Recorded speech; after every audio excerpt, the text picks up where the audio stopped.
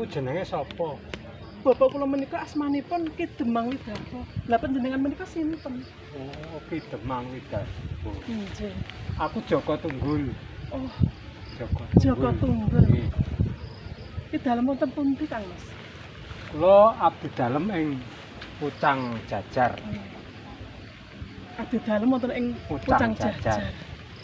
Lah kok raya-raya golek bapakmu ki ana wigati apa? Nggih. Bapak kula menika kan sak menika ngajar kesah ngoten. Lah mergane kok ngajar kesah? Amargi bapak kula menika sakniki pun kraya-raya, pun mboten gadah menapa-napa. Lajeng dipun pripun nggih istilahé? Di anu tunduh lunga ngono apa piye?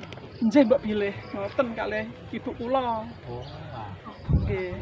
Terus lah saiki arep golek bapakmu. Nggih, kula sak menika badhe madosi bapak kula. Napa panjenengan urtos dunungipun bapak kula sak menika? Aku ki ora ngerti wong sing liwat kene iki, Cik. Jeneng pripun nggih? Ah, iki ngene wae. Pripun?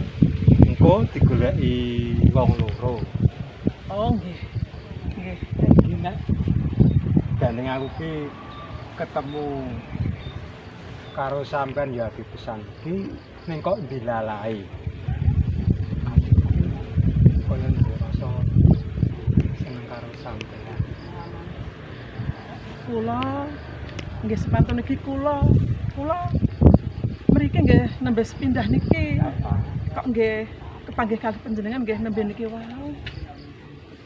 Nggih nek ngaten nggih sami. Kula nggih ngraosi gadahi rasa sami kalian panjenengan.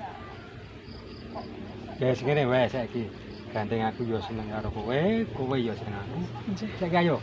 Wong tuamu digolek wong loro. Nggih. Yo, Monggo. mana yo. Monggo.